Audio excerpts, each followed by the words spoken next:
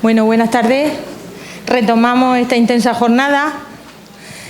Mi nombre es Isabel Saturno, soy directora del Instituto del IES Sange. Presento a una persona con la que tenemos muchísima relación. Ella es parte del cambio de nuestro centro. Ella nos dijo una vez y compartimos una frase que éramos las magas y magos de Sange, sí, que podíamos hacer magia, y aquello a mí me sonó hace unos 6, 7 años muy raro. Y dije, ¿cómo se puede hacer magia en un centro de secundaria tan complejo como era el nuestro? Y lo hemos conseguido. Ella fue la primera que nos puso en este camino. Como no quiero quitar más tiempo de su ponencia, que va a ser seguro que genial, voy a leer su currículum, que es muy extenso, ella es muy prudente y me ha mandado poquitas cosas, que es estupenda. Ella es doctora en psicología, máster en sistemas de gestión y máster en investigación. ¿Y máster de verdad? Sí, máster. Iba a hacer la broma y me la has quitado. Máster en investigación de psicología aplicada. Profesora asociada en la Facultad de Psicología de la Universidad de Murcia. Estamos muy agradecidos a tu facultad. Autora de los libros Programa Arcoiris Alquipir y Programa Arcoiris Vegastri, con actividades para el desarrollo de competencias emocionales en centros educativos. Actualmente su actividad profesional se centra en el desarrollo de programas de desarrollo emocional en centros de infantil, primaria y secundaria a través de acciones formativas y talleres para toda la comunidad educativa, familias, profesorado y alumnado. Administradora del grupo de Facebook, os pido que os incorporéis a él porque me hace pasar esas noches que no puedo llegar a dormir y me da la energía para seguir en esta tarea, que se llama Educar con Inteligencia Emocional, que cuenta con más de 110.000 miembros. Esperamos que os hagáis miembros de ese grupo y que disfrutéis de su ponencia. Muchísimas gracias, Isabel. Ay, gracias. Uy. Bien. No sé si conocéis a Francisco Mora Teruel, el neuroeducador, que dice que las clases hay que empezarlas con sorpresa, y yo creo que esto ha sido, ¿no, él? Muy bien. Bueno, pues en primer lugar, daros a todos las gracias por estar aquí un viernes a estas horas. Gracias al ayuntamiento, al concejal, a todos los que han hecho posible que este congreso de convivencia escolar y social sea una realidad. Y sobre todo gracias a Isabel, que sabe que le tengo un aprecio de verdad muy, muy, muy grande, porque aquellos cursos en el Sange para mí fueron muy especiales, fueron casi de los primeros cursos que yo daba, de los primeros centros que se atrevían a hacer algo de educación emocional. Y al Sange le tengo mucho cariño y a Isabel pues muchísimo, muchísimo. Así que estoy encantada de estar aquí contigo. Muchas gracias. Bueno, pues vamos a empezar. Me vais a permitir que me ponga de pie, es que no sé hablar sentada. No sé, me quedo callada. Y bueno, pues como veis, vengo a hablaros un poco del tema de la gestión emocional relacionado con la convivencia escolar. Creo que a los de la luz los voy a volver un poco locos. Entonces, casi que encenderlo todo, ¿vale? Bueno, me imagino que ya todos o casi todos conocéis un poco de lo que va el tema de la educación emocional, ¿verdad? La gestión emocional. ¿Lo conocéis? ¿Tenéis más o menos así? ¡Hala! ¡Ay, qué guay! ¿Tú por aquí? Bueno, pues no os quiero dar mucho el follón con esto, porque ya antes la gente ponía caras muy raras cuando hablábamos de gestión emocional, pero ahora ya menos mal que cada vez se conoce más. Pero sí que quiero hacer un poco de repaso exactamente de lo que hablamos cuando hablamos de gestión emocional, para que luego veáis todo el sentido de unirlo con la convivencia escolar.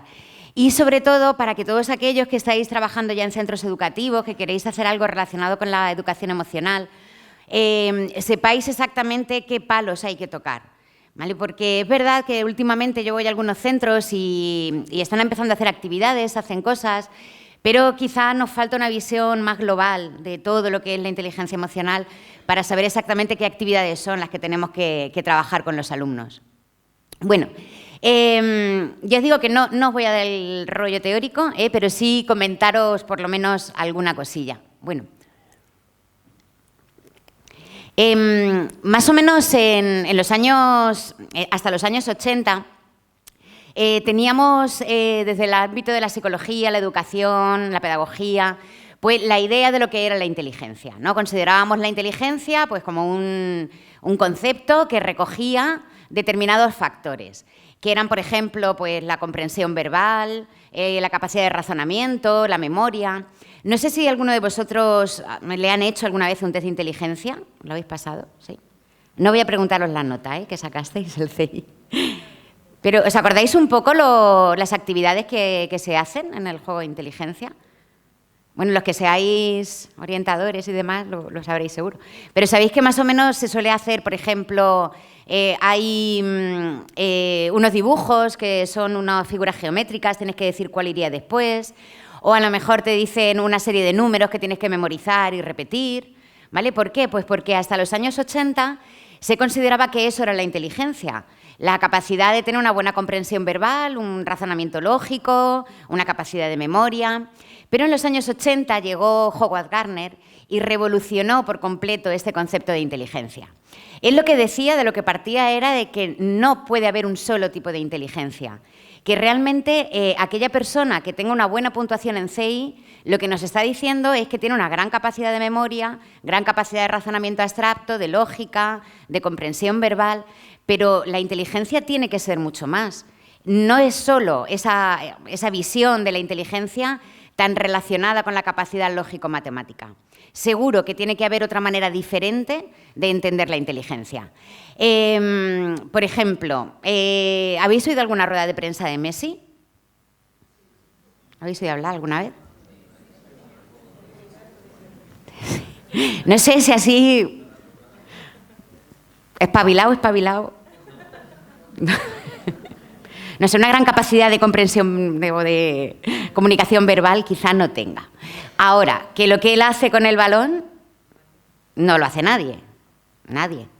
Bueno, o casi nadie para los que seáis del Madrid, pero hay muy poca gente que haga lo que Messi hace con el balón. ¿Por qué? Porque su tipo de inteligencia es otro diferente. Es un tipo de inteligencia que tiene que ver con la capacidad de mover el cuerpo, con cómo una persona mueve el cuerpo. Imaginaros que tuviéramos ahora mismo en una clase de tercero de primaria a Picasso. ¿Qué creéis que le diríamos a Picasso en esa clase de tercero de primaria? Seguro que le diríamos, nene, déjate ya los dibujicos y ponte a repasar las tablas de multiplicar, que mañana hay examen. Seguro que le diríamos eso. O a Picasso, o a Mozart, por ejemplo, ¿no? Déjate ya el pianico y ponte a estudiar. ¿Por qué? Porque, desgraciadamente, todavía el sistema educativo está basado en esa concepción tan antigua, tan antigua, de principios del siglo XX, de lo que era la inteligencia. Pero Gardner nos dijo que todos tenemos un talento. Todos somos buenos en algo, cada uno en una habilidad diferente. Hay gente que es buena moviendo el cuerpo, serían los de la inteligencia kinestésica, gente que es buena con la música, inteligencia musical, la gente que es buena escribiendo o hablando, inteligencia lingüística, la gente que es buena cuando está relacionado con algo de la naturaleza y que es capaz de saberse los nombres de todas las plantas, de todas las flores, inteligencia naturalista. Los pintores, fotógrafos, que tendrían una gran inteligencia visual. Y Gardner fue el primero en decir que además de todo esto, habría también otros tipos de inteligencia que tienen que ver con la capacidad de relacionarnos, de cómo nos relacionamos con los demás y cómo nos relacionamos con nosotros mismos. A eso Gardner le llamó la inteligencia inter- e intrapersonal. Y más tarde, más adelante, la unión de esos dos conceptos fue lo que se llamó la inteligencia emocional. ¿Vosotros sabéis en qué sois inteligentes? ¿Tenéis claro cuál es vuestro talento? ¿No? ¿No? Pues vamos a verlo y así os movéis un poco, que os veo ahí un poco parados. Vamos a ver, pensar todos en algo que os guste mucho, en algo que os encante, que os guste mucho hacer. Esto, lo típico que a lo mejor te pones a hacerlo y se te pasa el tiempo volando, no te das cuenta, disfrutas un montón, ¿vale? ¿Lo tenéis más o menos una idea de lo que puede ser? ¿Sí? Vale. ¿Cuántos de vosotros habéis pensado en algo relacionado con, por ejemplo, la música? Escuchar música, tocar algún instrumento. ¿Podéis levantar la mano, por favor? Por ahí, muy bien. Estupendo. Vale. Los que habéis levantado la mano, ¿Os podéis levantar y os podéis poner por aquí? Así por esta parte.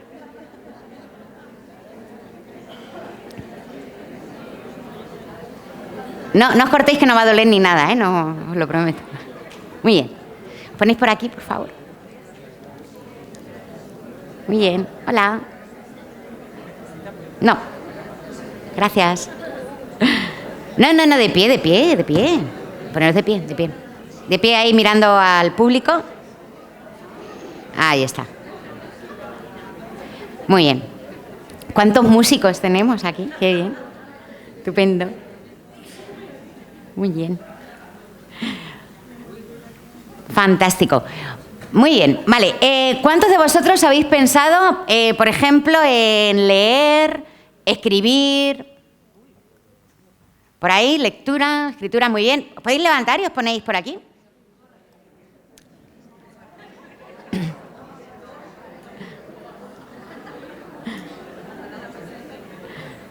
Sí, por aquí. Muy bien. No, vienen más. Tranquilas.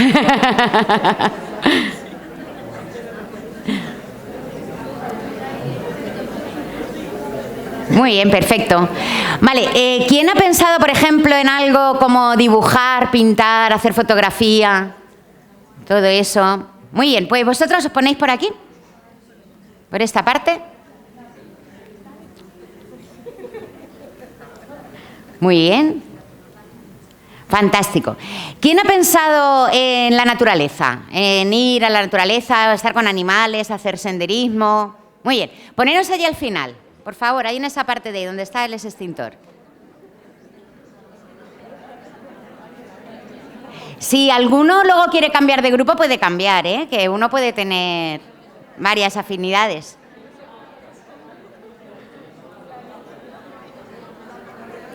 ¿Cómo? No, ahora las digo. Muy bien, perfecto. Ahora, los que hayáis pensado en algo de deporte, bailar y las manualidades también, ¿eh? Todo lo que tenga que ver con hacer cosas con las manos. Os ponéis en aquella parte de allí.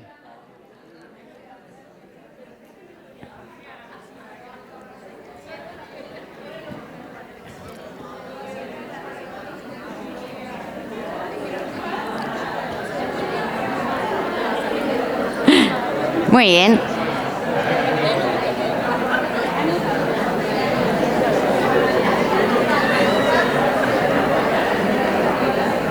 Perfecto. ¿Quién ha pensado, por ejemplo, en estar con los amigos? Os ponéis en aquella pared de allí, lejos de la puerta por si os vais a tomaros unas cañas. Estar con amigos. Estar con amigos por allí. Por aquí tenemos ya desertores de grupo. Prefiero estar con mis amigos que leer. Vale, no pasa nada. Muy bien. ¿Y quién ha pensado, por ejemplo, en estar solo, en su casa y tranquilamente, en hacer yoga, meditación, algún tema así más de uno mismo? Os vais, por favor, para aquella pared de allí. ¿No hay nadie? Muy bien. Vale, ¿quién ha pensado en hacer rompecabezas, puzzles, ordenar cosas? ¿Alguien? ¿Alguno relacionado con eso, con el orden? Vente para acá conmigo, por favor. Ay, lo siento, esto no te lo esperabas tú. Sube por aquí, por la escalera. Y los que estáis sentados, ¿no habéis descubierto vuestro talento? ¿Estáis cansados? Ah, vale. ¿Es vergüenza directamente? Bueno, os lo perdonaré. Sube. Sí, no, es que tienes que subir, es importante. Yo también sé ordenar. Ay, venga, muy bien. Venga, pues veniros las dos para acá. Venir, que os vean bien. Muy bien. Bueno, pues mirad, estáis puestos ahora mismo por cada uno de vuestros tipos de inteligencia, de vuestros talentos. ¿vale? Y fijaros lo importante que es para cualquier docente, para cualquier padre, descubrir cuál es el talento de sus alumnos o el talento de sus hijos, porque es desde aquí desde donde va a partir la motivación. El hecho de que tengamos ahora definida la teoría de las inteligencias múltiples nos sirve para decirle a los alumnos, a todos los alumnos, incluso a aquellos que peores notas sacan, que todos son genios en algo, como decía Einstein. Einstein, ¿os sabéis la frase esta de todos somos genios, pero si juzgas a un pez por su habilidad de escalar un árbol, vivirá su vida entera pensando que es un inútil? Y esto es lo que pasa ahora mismo con el sistema educativo. ¿Quién tendrá más posibilidades de sacar mejores notas en un sistema educativo basado en la inteligencia lógico-matemática? Ellas dos. ¿Quién tendrá más posibilidades de fracasar en el sistema educativo? Todos vosotros. Todos. Así es. Así de triste es esto. Claro, si yo estoy en una clase en la que tengo alumnos con necesidades educativas especiales, que tengo alumnos con problemas de relaciones sociales, en riesgo de exclusión social, esos alumnos es muy posible que no hayan tenido la oportunidad de poder desarrollar su inteligencia lógico-matemática, pero seguro que tienen un talento en otra cosa, segurísimo. Tengo que descubrir en qué. Entonces tengo que ver si son buenos en matemáticas, si son buenos en música, son buenos en deporte, son buenos con la naturaleza, son buenos escribiendo, hablando con los demás o simplemente estando con los amigos. Eso es todo un arte, ¿eh? Como todas las personas de la inteligencia interpersonal que tenemos ahí. Cada uno de vosotros, además, estudiará de una manera diferente. Mirad, los que tengan inteligencia musical, todos estos de aquí, ¿vale?, que tendrán talento en una asignatura que ya sabéis que se considera una María y que además es una asignatura como, bueno, que tiene poco valor, como casi todas las de las artes, o se le da poco valor, ellos estudiarán mejor si pueden estudiar con ruido, con música. Entonces estudiarán mejor si se ponen unos auriculares, si se dejan la tele encendida, si están estudiando en mitad del salón con un montón de ruido. ¿Qué pasa? Que nos han dicho desde siempre que para estudiar necesitas estar sentado, en silencio y sin que nada te distraiga. Pero es que ellos, si no escuchan ruido, se distraen. Entonces, si yo detecto que tengo un alumno con un buen talento musical, que eso no significa que sepa tocar un instrumento. Significa que disfruta con la música, que su cerebro funciona mejor cuando hay música, le diré que estudie con ruido, que se deje la tele encendida, que estudie con la música puesta y que cuando su madre le diga, nene, apaga la tele que te desconcentras, que le pueda decir no porque tengo inteligencia musical. ¿Vale? Y la madre os pondrá muy mala cara, pero da igual. La inteligencia lingüística, todos estos que disfrutan tanto leyendo, escribiendo y demás, ¿ellos cómo van a estudiar mejor? Pues evidentemente leyendo mucho. Entonces, tú a una persona con inteligencia lingüística le dices que se haga un esquema y te hace un esquema de 300 folios. Por ahí te están definiendo. Claro, ¿por qué? Porque necesitan palabras. Ellos necesitan muchas palabras para poder expresarse. Entonces necesitan que sus esquemas no sean demasiado resumidos, sino que tengan mucho texto para que ellos se puedan explicar bien. Claro, imaginaros esto también lo importante que es incluso para el tema de la evaluación. Porque si yo evalúo a mis alumnos en una prueba tipo test, ellos van a sacar muchísima menos puntuación, sabiendo incluso más que los de la inteligencia lógico-matemática, que tienen más capacidad para identificar cuál de esas 3 opciones es correcta. Ellos me lo podrían explicar y podrían hacerme una redacción de cada pregunta, ¿vale? Pero si les evalúo a todos de la misma manera, aun sabiendo más, ellos sacarán peor nota. Lo que tenéis ahí al final, la inteligencia naturalista, lo que tiene que ver con la naturaleza, el aire libre, los animales, los paisajes, ¿qué necesitan para poder estudiar? Aire. Entonces os digo, decirle a vuestros alumnos con inteligencia naturalista que estudien en el balcón, que no es ninguna tontería. Cuando están con el contacto con el aire libre, su cerebro funciona mucho mejor, es un cerebro mucho más eficiente. ¿Qué hacemos en el sistema educativo? Encerrarlos en un aula de 8 a 2. con 10 minutitos de descanso cada cierto tiempo para que les dé el aire. Ellos serían los que ahora cuando terminemos saldrán afuera y no a fumar. O sí, pero porque necesitan el aire, necesitan salir fuera para despejarse. Todos los que tenemos ahí al fondo, los del deporte, manualidades, inteligencia kinestésica, ellos son los grandes olvidados del sistema educativo. ¿Por qué? Porque necesitan moverse para aprender. Su cerebro necesita constante movimiento. ¿Y qué pasa? Que los tenemos sentados toda la mañana. Y entonces tenemos estos típicos alumnos que no paran quietos ni un momento y que están todo el día con la silla moviéndola para adelante, para detrás, levantándose, yendo a sacar punta, volviendo a sentarse. Necesitan moverse. Si ellos se quedan parados, se quedan quietos, el cerebro se desconecta. Es que se les desconecta. Y no tiene que ver con un déficit de atención, porque ellos son capaces de atender, aunque estén sin parar de moverse. Pero necesitan ese movimiento.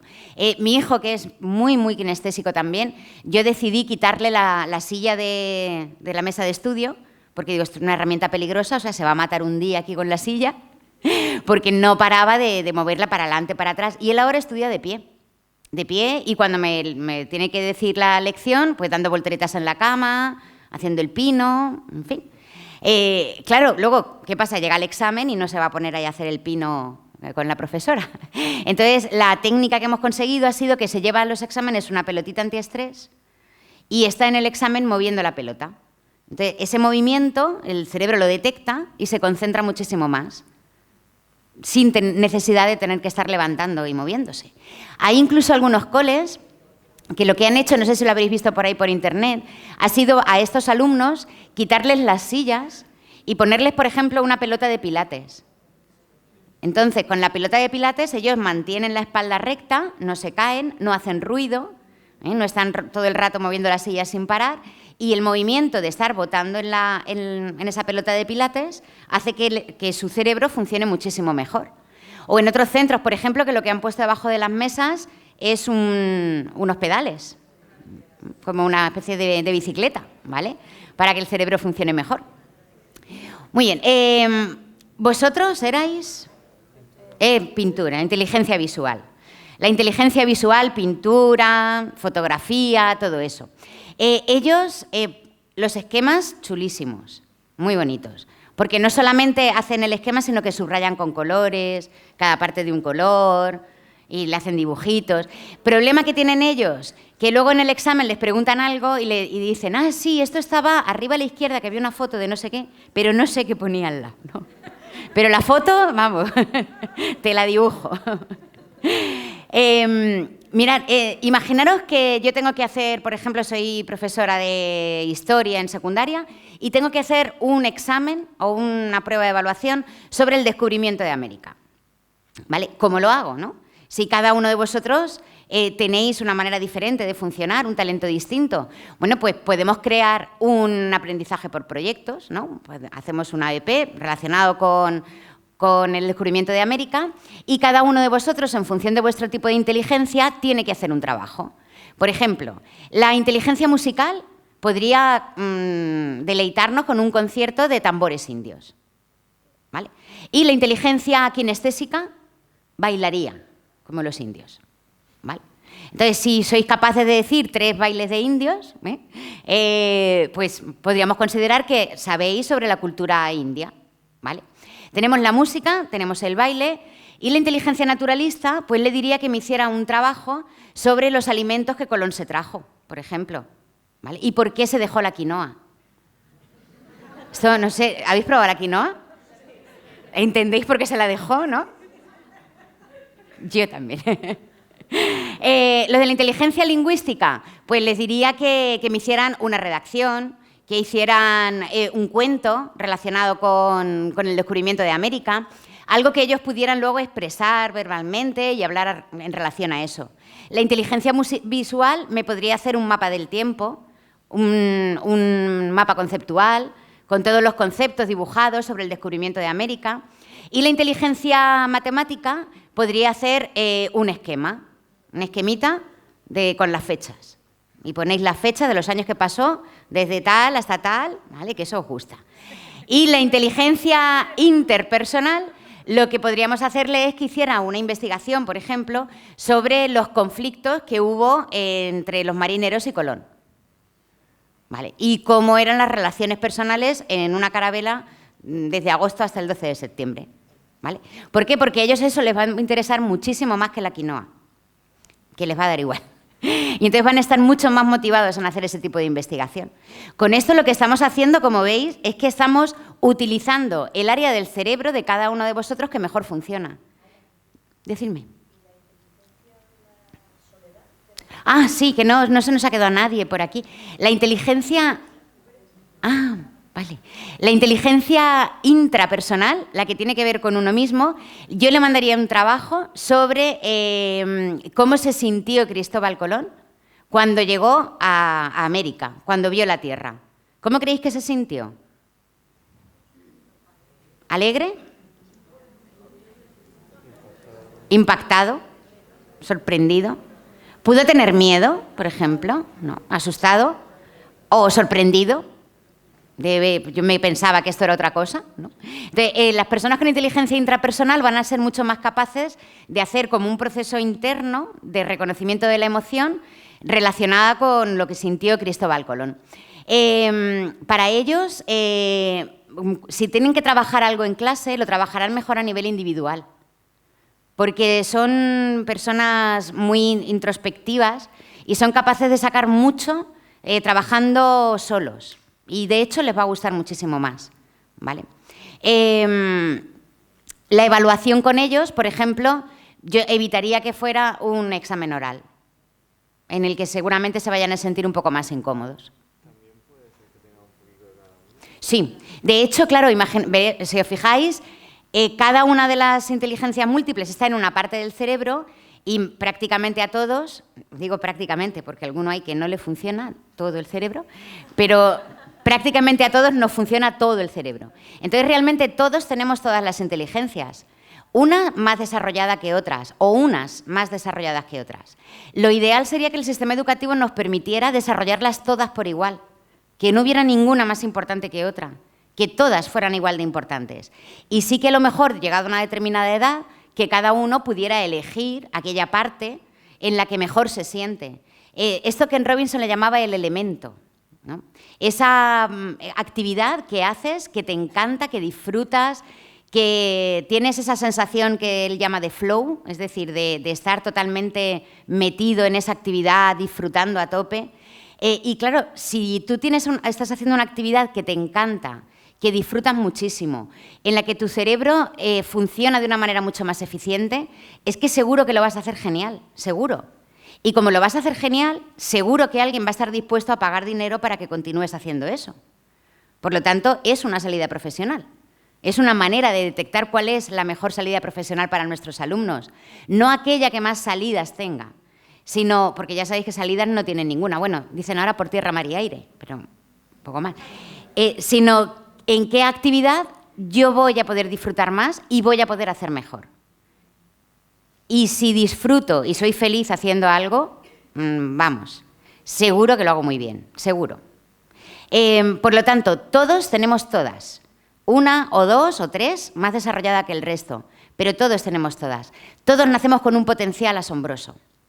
Y si en el sistema educativo se tocaran todas estas inteligencias, pues ahora mismo tendríamos a personas, hombres y mujeres del Renacimiento. Es así. No sé si habéis visto por ahí, el otro día me mandaron por WhatsApp una escultura de Bernini, hecha en mármol, impresionante, donde el chico está tocando como una especie de velo y se nota en el mármol la sutileza del velo. Y ponía, Bernini hizo esta escultura con 22 años. Ahora estaría eligiendo un máster. Qué triste, ¿eh? Qué triste. Así que yo os animo a que sepáis identificar la inteligencia múltiple de vuestros alumnos, de vuestros hijos, que les digáis cómo pueden estudiar mejor utilizando ese talento, cómo pueden ser evaluados mejor a través de ese talento y el potencial que tienen para poder dedicarse a aquello que les gusta y que les hace felices. Y es muy sencillo. Es verdad, hay muchos test, muchas pruebas, hay un montón de cosas en Internet, muchísima publicación sobre test de inteligencias múltiples, pero yo diría que prácticamente lo más importante es mirarlos, verlos, ver qué es lo que hacen. Cuando entran al aula y te dicen, este fin de semana he hecho, no sé qué, me he ido con mis amigos a hacer fotografías y subirlas a Instagram. Genial, inteligencia visual. Me he ido al campo con mi padre a no sé qué, inteligencia naturalista. Mirad, me pasó a mí el otro día, mi hija tiene ahora 16 años y es una apasionada de la fotografía, le encanta, disfruta muchísimo con la fotografía. Y el otro día, ordenando unos papeles en casa, me encontré un artículo del periódico de cuando ella tenía 2 años. Habíamos ido a un acto que había en Albacete y, bueno, en aquel momento vivíamos allí.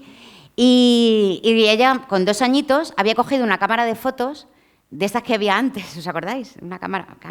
No, antes de hacerse las fotos con el móvil.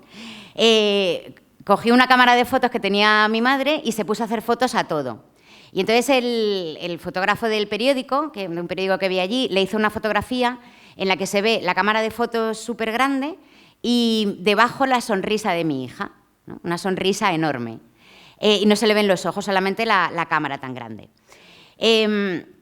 Esa foto salió publicada en la portada del periódico, a mí, me encantó, la guardé y la verdad es que no me había vuelto a acordar de aquella foto. Y el otro día viéndola pensé, digo, fíjate qué curioso que ella ya con 2 años ya tenía ese talento para la fotografía, ya tenía inteligencia visual, pero yo pensaba que eran cosas de niños, que era una tontería de un niño que ha cogido la cámara y se ha puesto a hacer fotos. No, estaba disfrutando.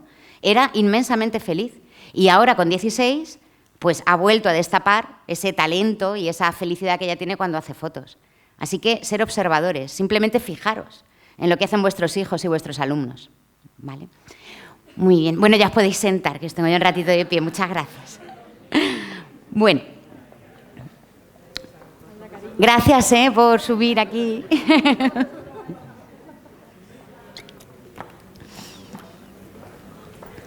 Madre mía. Muy rápido, muy rápido. Mientras os vais sentando, sigo hablando. Mirad. Cuando... Claro, para que no se duerman. Mirad, cuando Howard Gardner definió esta teoría de las inteligencias múltiples, aparte de que era la primera vez que alguien hablaba de diferentes tipos de inteligencia, fue la primera vez que alguien consideraba la capacidad de relacionarse con los demás o con uno mismo como un tipo de inteligencia.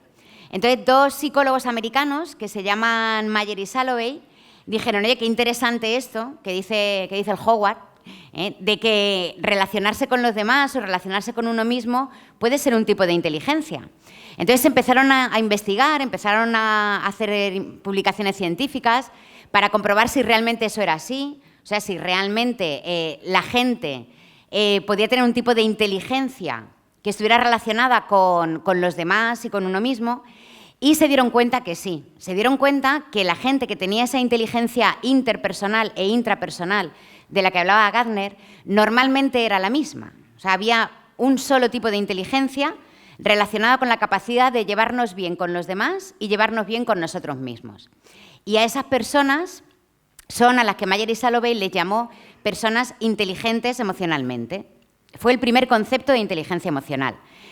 Mayer y Salovey son los autores de este modelo de 4 ramas, ¿vale? Y ellos lo que decían era que una persona con inteligencia inter e intrapersonal, o sea, una persona con inteligencia emocional, lo que tenía sobre todo era la capacidad de reconocer las emociones. Porque si yo sé qué me pasa, si yo sé cómo me siento y sé cómo se siente el otro, puedo relacionarme bien con los demás y relacionarme bien conmigo misma. Por ejemplo, si un día me duele el estómago y me duele la parte de aquí, de arriba del estómago, yo tengo que ser inteligente para saber que ese dolor que tengo no es hambre y que por mucho que me vaya a hacer viajes al frigorífico, ese vacío o nudo que tengo en el estómago no se me va a quitar, porque lo que tengo es miedo, lo que tengo es estrés, ansiedad, pero no tiene que ver con el hambre. Entonces, si soy inteligente para saber que eso que tengo es miedo, estrés, podré hacer algo con eso, que será hacer una técnica de relajación para evitar tener ese dolor. Si además estoy hablando con alguien y veo que mientras estamos hablando esa persona se lleva la mano al estómago o se pone muy tenso, puedo detectar que esa persona ha tenido un momento de estrés, se ha puesto nervioso y puedo anticipar qué va a hacer luego. ¿Vale? Como siga hablándole de esto, esa persona se va a enfadar conmigo. ¿Vale? Entonces puedo cortar esa conversación.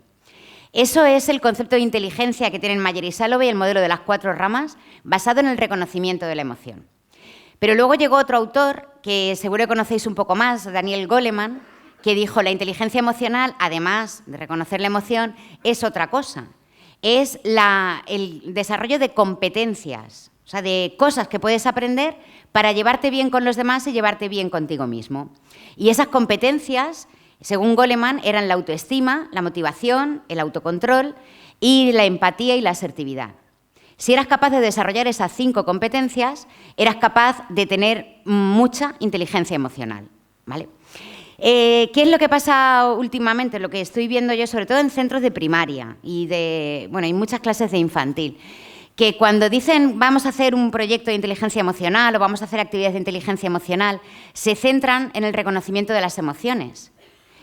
Hacen el libro del monstruo de colores, que mola mucho y está muy bien, pero creen que eso solo ya es trabajar con inteligencia emocional y no es verdad.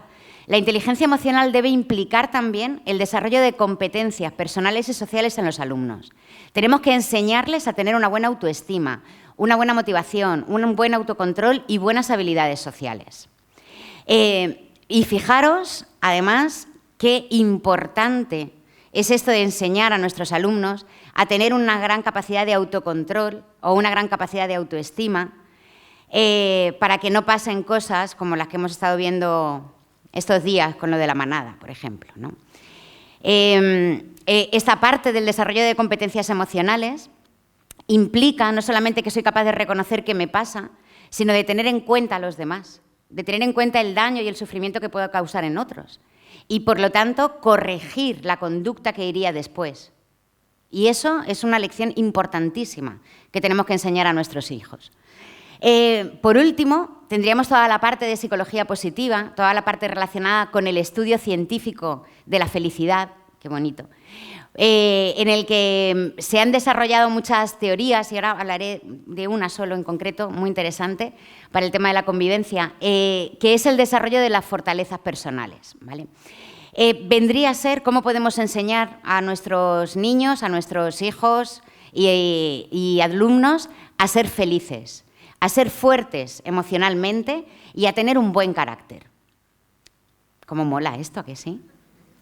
Y se puede enseñar, y se puede aprender. Entonces, se puede aprender realmente a ser feliz.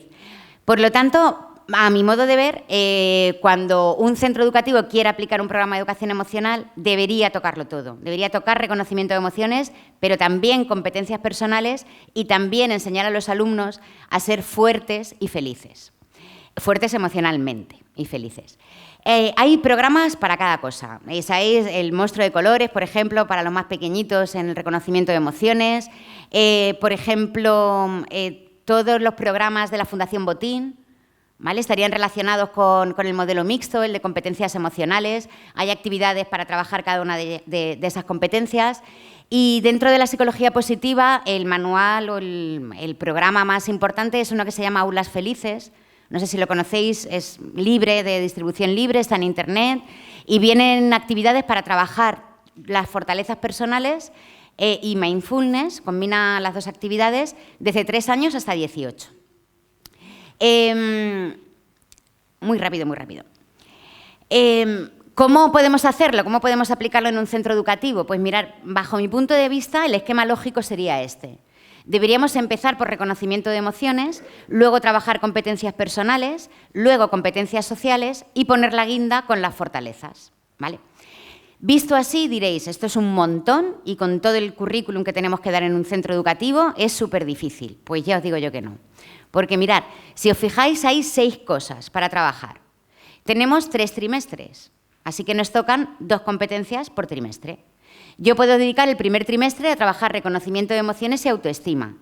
En el segundo trabajo motivación y autocontrol y en el tercero trabajo habilidades sociales y optimismo. ¿Cómo lo trabajo si tengo un montón de cosas que impartir en cada uno de esos trimestres? Bueno, pues yo me puedo dedicar a, por ejemplo, en el mes de octubre, hacer una actividad con mis alumnos de reconocimiento de emociones. Y en noviembre hago una actividad relacionada con autoestima. Y ya, no hago nada más. Y diréis, ¿y eso es suficiente? ¿Con eso es suficiente para que mis alumnos adquieran las competencias? Bueno, es que no estoy solo. Es que resulta que tengo el especialista de inglés que la semana siguiente puede hacer él una actividad de reconocimiento de emociones en inglés y una actividad de autoestima en inglés. Y la semana siguiente el especialista de educación física en su asignatura hace una actividad de reconocimiento de emociones en educación física y una actividad de autoestima en educación física. Y así cada semana uno de nosotros va haciendo una actividad. Yo gasto, entre comillas, 2 horas al trimestre y mis alumnos se benefician todas las semanas de actividades de educación emocional. ¿A que no es mucho? ¿A que se puede? Se puede. Creerme que se puede.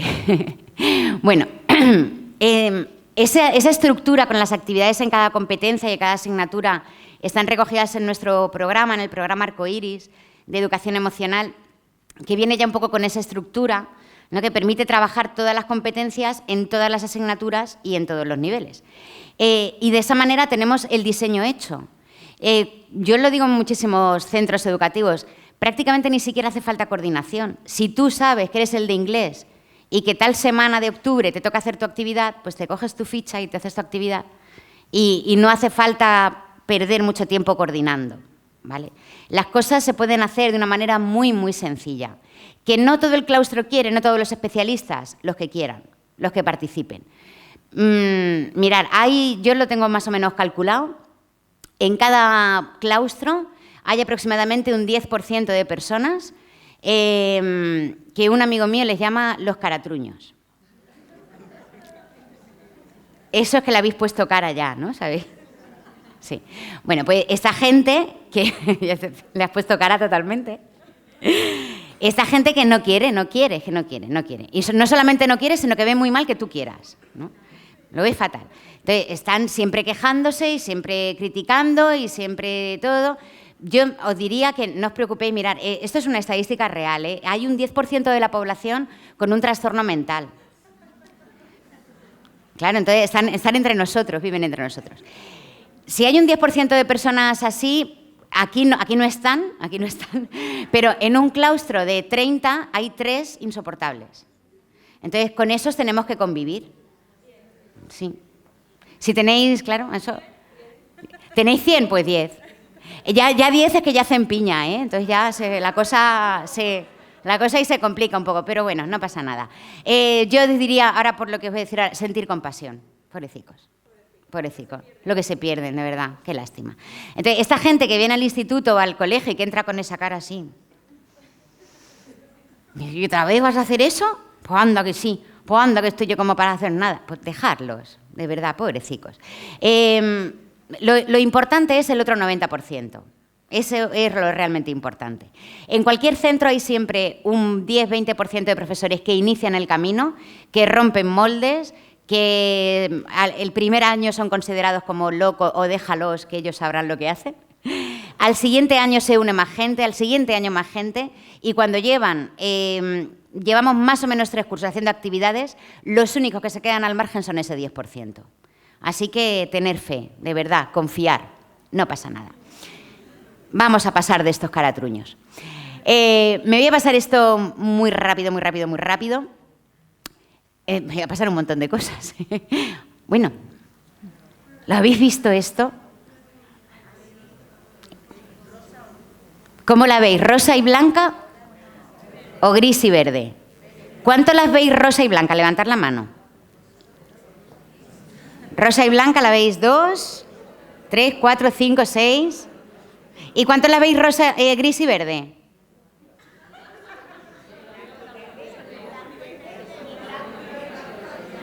Gris y verde. Gris clarito y verde. Las ves rosa y blanca. Pues mira, ya tenemos aquí un problema. Ya tenemos un problema. Porque la zapatilla, ¿cómo es? ¿Es rosa y blanca o es gris y verde?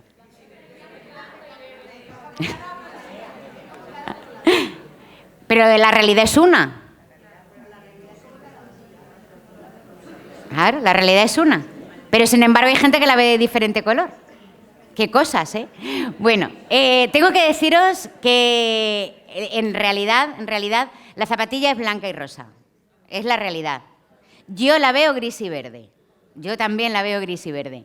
Y lo que me resulta súper raro es que alguien la pueda ver blanca y rosa. Es que me resulta rarísimo. Porque la veo muy gris y muy verde.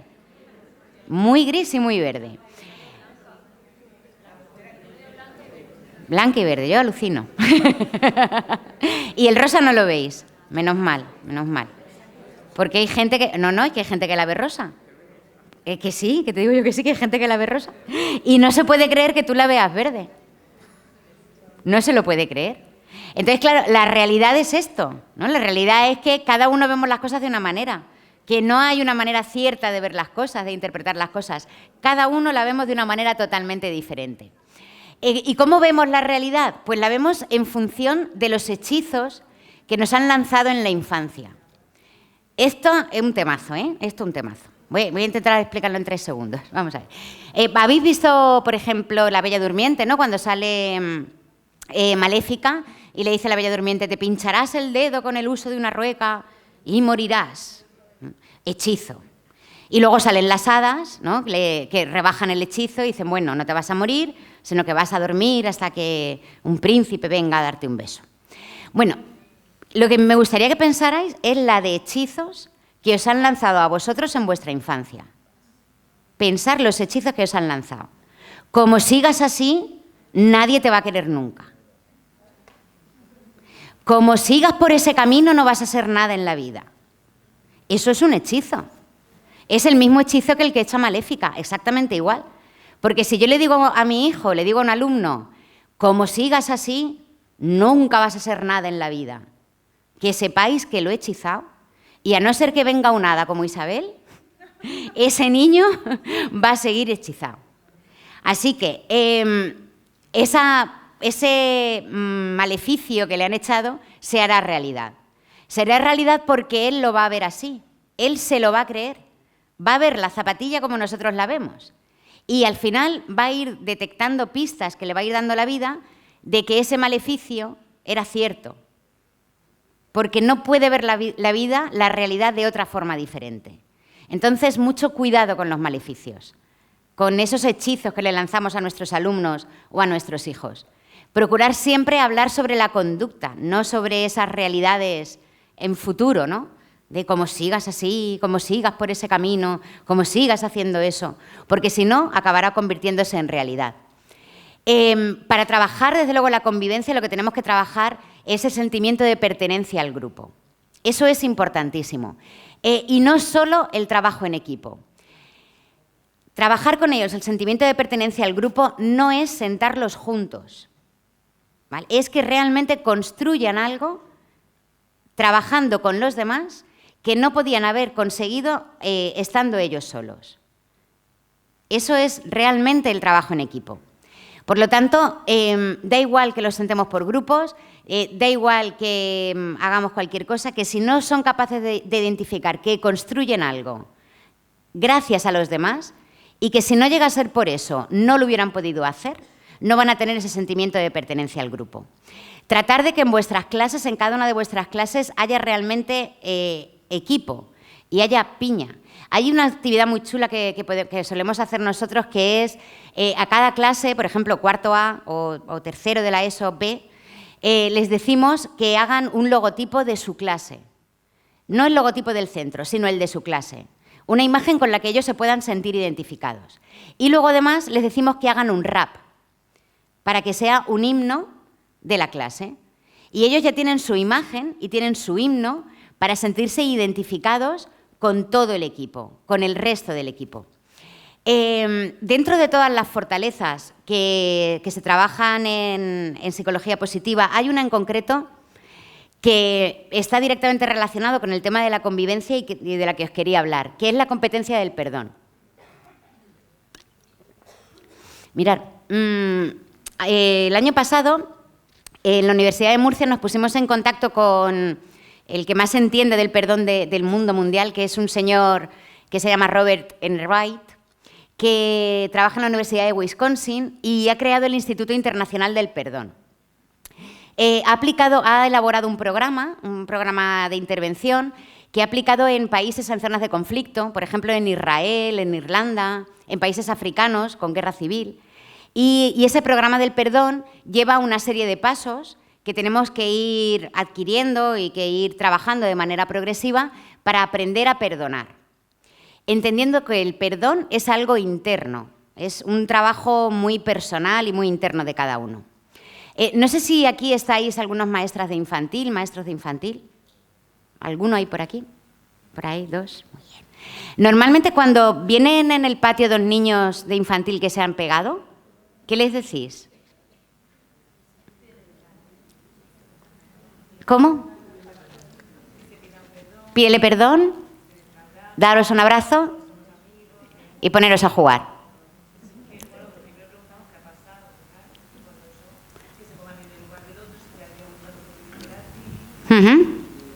Muy bien. Vale, lo habéis oído, ¿no? Los pasos habituales a seguir en estos casos de conflicto son ¿qué ha pasado? ¿Te gustaría que te lo hubieran hecho? Pídele perdón, daros un abrazo y poneros a jugar, ¿verdad? La secuencia habitual. Bien, no sé si habéis visto un vídeo que circula por ahí por YouTube de Berto Romero, el que trabaja con Buenafuente, que el título del vídeo es algo así como ¿cómo nos comportaríamos los adultos si nos comportáramos como le decimos a los niños que lo hagan?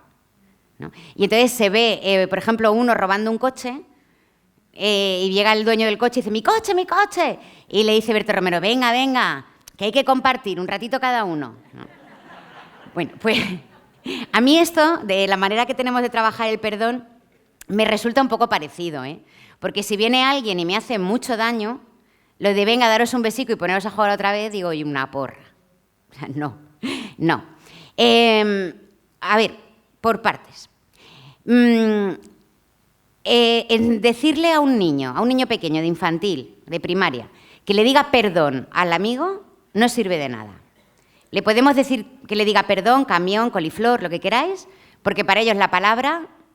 De hecho, muchos niños en infantil lo que hacen es cuando les dices pídele perdón, le dice te perdono, ¿no? ¿Por qué? Porque no entienden ese sentido de la frase, no lo entienden. No es como cuando le dices lo vas a volver a hacer y te dice sí. ¿Tú cómo que sí? Claro, tener en cuenta que la parte cognitiva es la parte de la corteza cerebral, la parte de fuera que no está desarrollada todavía y esas cosas no las entienden. Otra cosa es que los adiestremos a que nos respondan lo que queremos oír, pero entendernos no nos entienden. Por lo tanto, que enseñemos a decir la palabra perdón es totalmente inútil. Lo que tienen que saber realmente es verdad que han causado un daño y tienen que repararlo. Y eso es lo importante, reparar el daño. He hecho que alguien se sienta mal y tengo que hacer que se sienta bien. Trabajar con los niños más pequeñitos la empatía, lo de ponte en el lugar del otro, tampoco lo controlan mucho, ¿eh? Tampoco lo controlan demasiado. A nivel madurativo, ¿vale? Pero sí que veo que mi amigo ha llorado, eso es que está triste y yo tengo que hacer que se sienta feliz. Entonces, utilizamos una técnica que se llama el ratio de parada, que es la compensación del daño. Por cada cosa que te haga sufrir, te tienen que hacer 3 cosas que te hagan sentir bien. Esto se utiliza en terapia de pareja. Os lo digo por si queréis sacar la cuenta de la que os deben. Al llegar a casa, pasáis. Y con los niños más pequeñitos podemos hacer eso. Es decir, ¿cuánto te ha hecho esto? ¿Ha llorado? ¿Estás triste? Por lo tanto, trata de que ahora tienes que hacer 3 cosas buenas con tu compañero. Por ejemplo, jugar con él, no sé, llevarle la mochila, ayudarle a hacer una ficha... Algo que tu compañero se sienta bien. Y cuando eso haya pasado, dibujan lo que ocurrió y lo meten en la caja del perdón. Una caja que hay en clase donde olvidamos esas cosas que nos ocurrieron, ¿vale? Con los más mayorcitos, ¿qué hacemos? Bueno, pues seguimos un proceso que es el que sigue Robert Enright en el programa del perdón, que empieza por el reconocimiento del enfado. O sea, tengo que reconocer que lo que me han hecho me ha enfadado. Porque si no lo reconozco, al final me van a pisar. Si no reconozco que estoy enfadada, me van a pisar. Y voy a tener que desarrollar al final, o voy a desarrollar conductas más pasivas. El perdón consiste en que yo le diga a alguien, te perdono y no te lo consiento. Te perdono y no te lo consiento.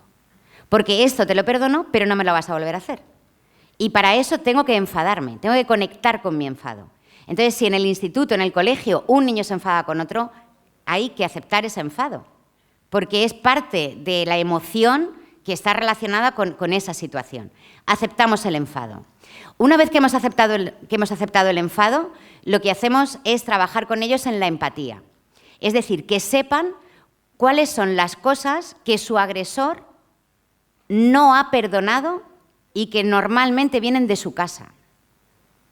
¿Vale? Es decir, cuando un adolescente llega al instituto y le agrede a un compañero, normalmente es que viene con una mochila de casa cargada de frustración, cargada de rencor, cargada en algunos casos incluso de odio, hacia sus padres, su madre, hacia su hermano, hacia quien sea, una situación que él no ha podido perdonar y que llega al instituto a volcar con el otro.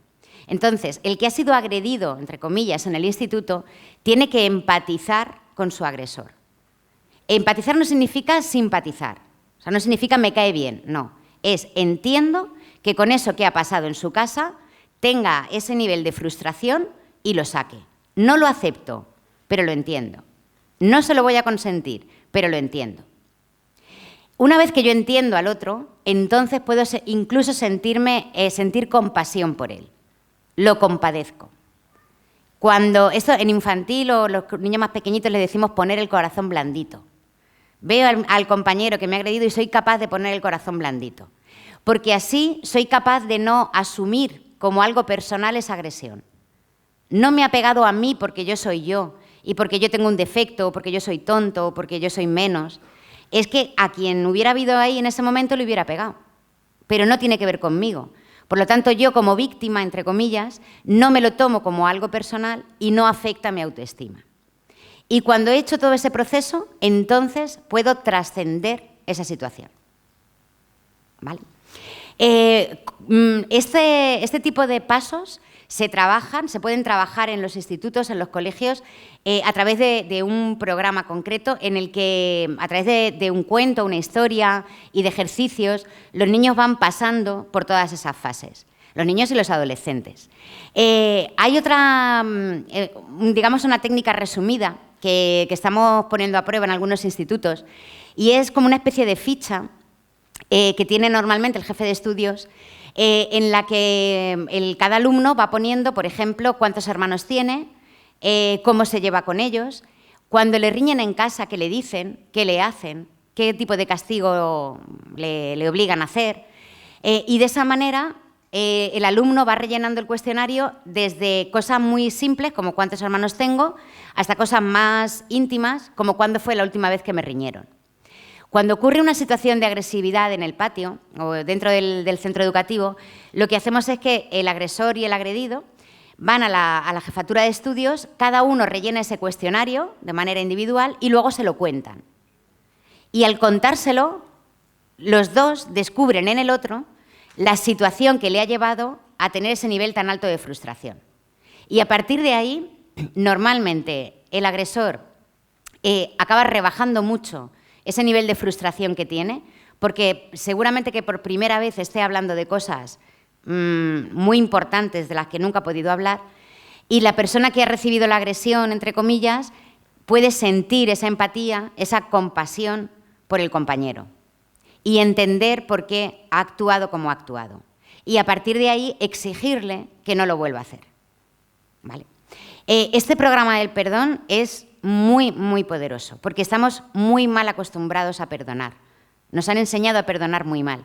Si os fijáis lo que decíamos antes con las compañeras de infantil, este programa no llevaría el te pido perdón, porque da igual la palabra perdón, da igual. No llevaría el venga, no pasa nada, porque lleva implícito el que me has hecho algo y me he enfadado y tengo derecho a enfadarme. No llevaría tampoco el implícito el de daros un abrazo, porque yo puedo perdonar a alguien y al no consentirle que me lo vuelva a hacer, puedo perdonar y mandarlo a la mierda al mismo tiempo. Por lo tanto, no hace falta la reconciliación, no hace falta que yo sea amigo suyo, porque el perdón es mío y no tengo por qué seguir llevándome bien con él. Y por lo tanto no voy a jugar más con él. ¿Vale? Así que esa manera habitual de pídele perdón, no pasa nada, daros un abrazo y poneros a jugar, sería todo lo contrario a lo que se trabaja en un programa del perdón. Trabajando el programa del perdón generamos convivencia. Ahí generamos convivencia. Y prevenimos no solamente posibles situaciones futuras entre esos dos, sino que el que ha agredido, al haber perdonado él a su vez lo que trajo de casa, es mucho más probable que no vuelva a cometer situaciones agresivas con los demás. Es espectacular.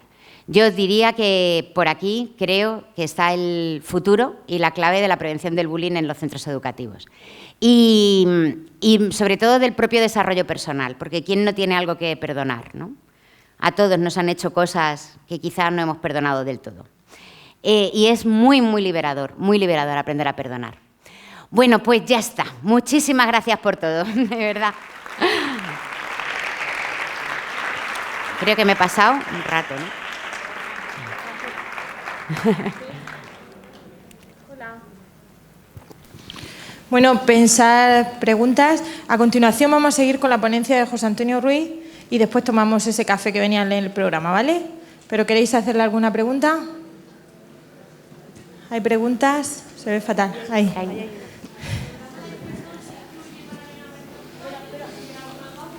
Un momento. No. Digamos que... Lo digo porque está muy bien que acepten la emoción por parte del profesorado, pero si luego llegan a casa y es, venga, no te enfades, que es lo típico de que invalidan, ¿no?, con el hermano y tal, que te están enseñando por un lado en el cole esto y por otro lado en casa lo contrario. Sí. Entonces, por eso he preguntado lo de Sí, no, te entiendo. A ver, con el perdón, igual que en cualquier otra competencia emocional, sería importantísimo la colaboración con las familias, claro. Imagínate cuando trabajamos autoestima, ¿no? Y estamos trabajando en el aula, que el niño se repita a sí mismo, yo puedo, yo soy genial, y que llegue a casa y el padre le diga, eres un inútil, ¿no? Pues puede tirar por tierra tu trabajo. Entonces, ojalá realmente hubiera esa cooperación necesaria. Pero yo lo que digo siempre es que si no la hay, eso no tiene que impedir que sigamos intentándolo desde los centros educativos. No sé si habéis visto por ahí la típica imagen esta que se ve de en casa se enseña a saludar, dar las gracias, no sé qué, en los centros se enseña inglés, matemáticas. Yo eso, no sé cómo lo veis vosotros, a mí me parece una ofensa para los docentes. O sea, me ofende, porque yo no estoy para enseñar matemáticas, no solo enseñar matemáticas. Yo estoy para formar a personas de manera integral. O sea, ese alumno que entra en mi clase entra con su cerebro, su corazón y entra entero. No entra solo el área del cerebro relacionada con las matemáticas. Entonces, tengo que enseñarle a que sea mejor persona, es parte de mi trabajo. Porque es el valor de los maestros y el valor de los profesores. Si no, acabaremos siendo sustituidos por tutoriales de YouTube. Vamos, seguro. Si solo voy a dar un conocimiento, eso lo tienen ya en YouTube. Entonces tengo que formarlos de manera íntegra. Ojalá las familias participaran más, pero bueno, sabéis que muchas veces desde los centros se organizan cosas para las familias y no siempre vienen, o las que vienen son las que menos necesitan venir. Y eso. ¿Alguna otra pregunta?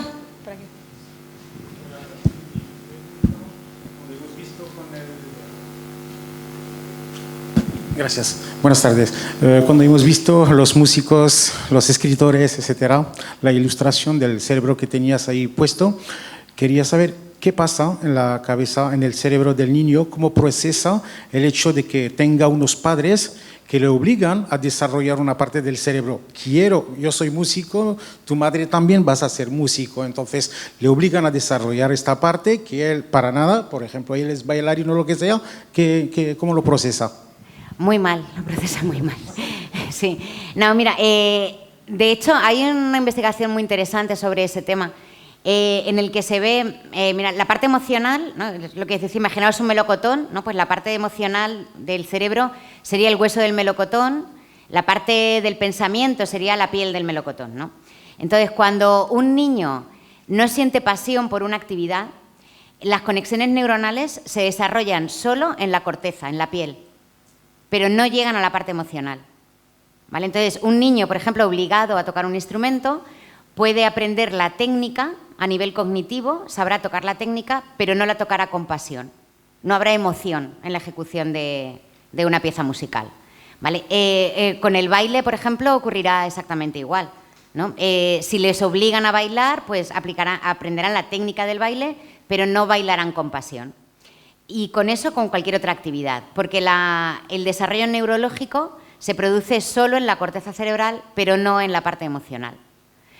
Un niño que tiene, por ejemplo, una capacidad innata para la música, su desarrollo neuronal en esa zona musical estará desde dentro hacia afuera, desde la parte emocional a la parte cognitiva. Entonces, será capaz de tocar un instrumento con pasión, aunque la técnica todavía no la domine bien, ¿no? Y digamos que la evolución es de dentro a fuera. Muy interesante. ¿Alguna cosa más? ¿Alguna cosa más? Pues muchísimas gracias. Muchísimas gracias. Muchas gracias.